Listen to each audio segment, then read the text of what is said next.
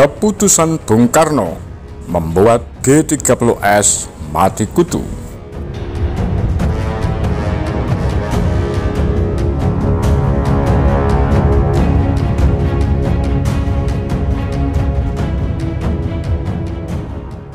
Pada 1 Oktober 1965 pagi, Presiden Soekarno berada di rumah Ratna Sari Dewi, Wisma Yaso.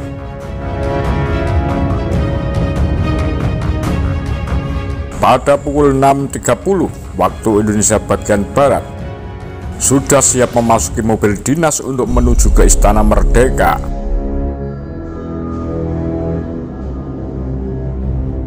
Para personel pengawal presiden yang dikomandani Kompol Mangil sudah bersiap melakukan pengawalan. Namun sebelum berangkat, Bung Karno sempat meminta penjelasan mengenai penembakan di rumah Dr. Limena dan Jenderal A.H. Nasution.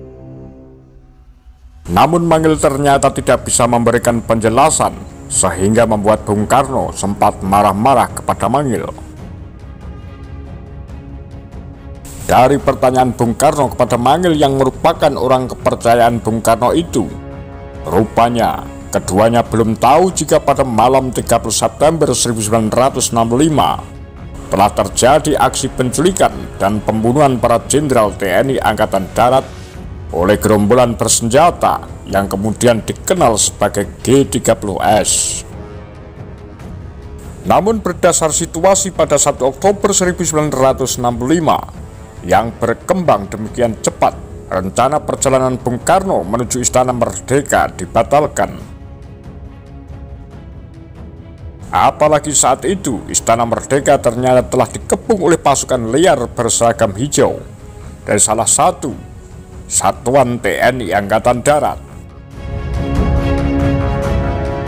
Demi keamanan dan keselamatan Bung Karno ketika sedang dalam kondisi darurat, Bung Karno kemudian dibawa ke Pangkalan Udara Halim Perdana Kusuma, Jakarta Timur. Pasukan pengawal Istana Presiden Cakrabirawa memang sudah memiliki prosedur tetap jika Bung Karno keselamatannya terancam dan dalam situasi darurat, maka Presiden harus dibawa ke asrama militer terdekat atau ke lokasi yang telah ditentukan. Lokasi untuk penyelamatan Presiden itu antara lain Pangkalan Udara Halim Perdana Kusuma, mengingat di pangkalan ini sudah ada pesawat kepresidenan Jetstar yang selalu dalam kondisi siap terbang.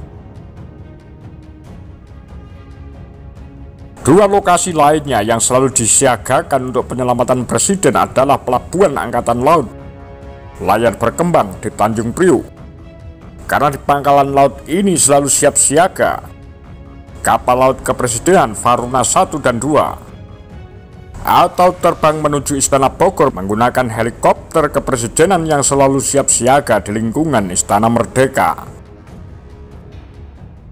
Jadi membawa Bung Karno ke Pangkalan Udara Halim Perdana Kusuma pada 1 Oktober 1965 pagi sudah merupakan prosedur yang benar bagi keselamatan Presiden.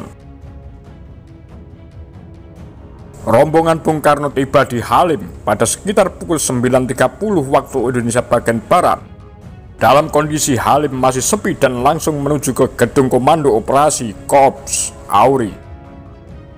Di ruangan Korps telah menunggu Laksamana Umar Dhani dan Komodor Leo Watimena yang kemudian melaporkan situasi yang sedang terjadi.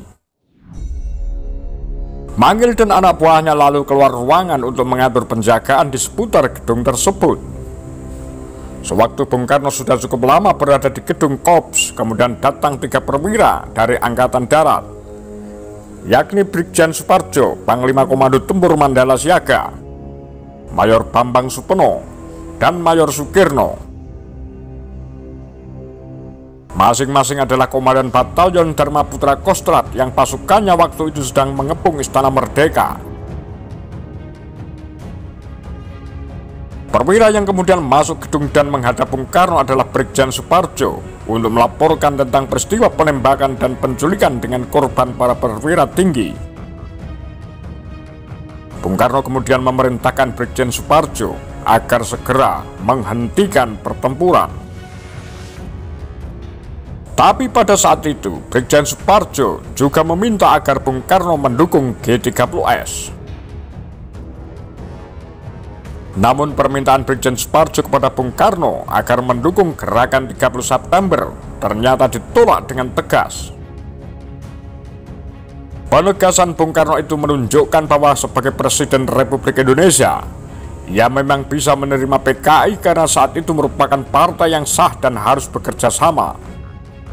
Tapi Bung Karno ternyata menolak mendukung G30S yang cara kerja-kerjanya melanggar hukum dan mengedepankan aksi kekerasan serta anti Pancasila. Saat berjalan keluar gedung, Brigjen Soepardjo yang ternyata merupakan salah satu dalang G30S tampak lesu dan kecewa sekali.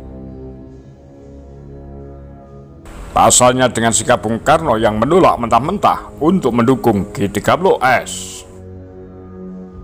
Apalagi Brigjen Soepardjo yang dalam gerakan G30S merupakan wakilnya Letnan Kolonel Untung, penanggung jawab G30S dari sisi militer, ternyata tidak memiliki plan B demi mengantisipasi sikap Bung Karno yang ternyata tidak mau mendukung G30S. Strategi G30S bahkan kemudian berhasil ditelikung oleh strategi Pangkostrat Mayor Jenderal Soeharto yang sukses membalikkan keadaan dan menumpas G30S.